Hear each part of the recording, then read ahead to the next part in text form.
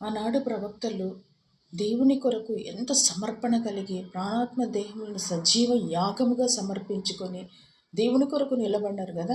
ఇర్మియా 20 అధ్యాయము 9 వచనం చూసుకున్నట్లయితే ఇర్మియాని ఎంత హింసిస్తున్నారు, అయినప్పటికీ కూడా ఆయన అనుకుంటాడు, విసిగిపోయి వేసాగిపోయి అనుకుంటాడు కదా, నేను ఆయన పేరెత్తను, ఆయన నామమును ప్రకటింపను అని నేను అనుకుంటే నాది నా హృదయంలో అగ్నివలే మండుచు మూయబడి ఉన్నది అని అంటుంది.